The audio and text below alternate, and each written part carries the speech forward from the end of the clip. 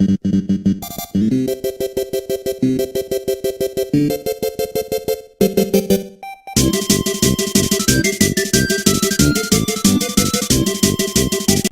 the Wii became the massive success that it was, hardcore gamers thought that it was a betrayal that a video game system would dare commit the crime of making a game that would help people get active, or make games for family game night. This contempt for Nintendo is rather short-sighted, as Nintendo's previous successes might have saved the entire industry. Now let me explain for all my cool friends who don't have time for video game history and are out with their girlfriends and being liked by people. You see, back in 1982, Atari made a licensed video game of E.T. for their video game console, the Atari 2600. But the game was so bad that an estimated 3 million copies were returned. This caused the entire game industry to go down the drain. But something weird happened. A small Japanese company did something so crazy, so bizarre, it just might work. What was that humble little company's name? Nintendo. You see, people still wanted to play video games, but didn't want the stigma attached with a video game console, so Nintendo renamed their video game system the Nintendo Entertainment System, or NES, and it sold like gangbusters, clocking in at over 61 million units sold. Sales numbers like that do affect society, and it changed America forever. But what if Nintendo never made the NES? What if they didn't even try? What would happen? So I made a list on what hypothetically the world would be like without Nintendo's success.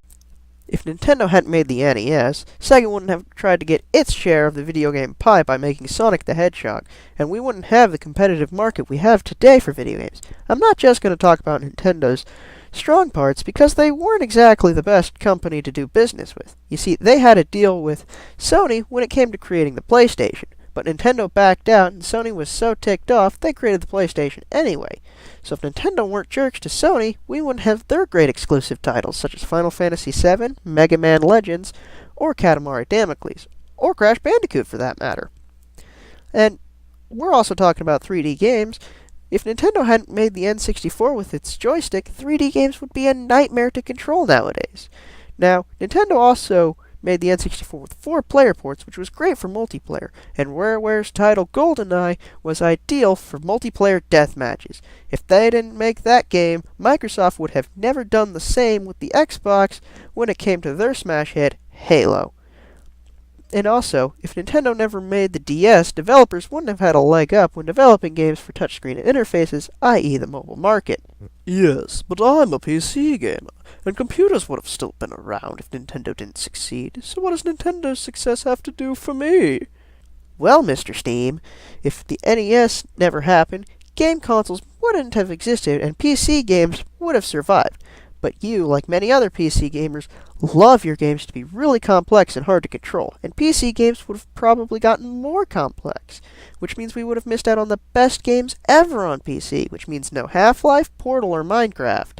Well, la-ti-da, I am the film critic, and I don't care about your wretched toys. What would Nintendo do for me?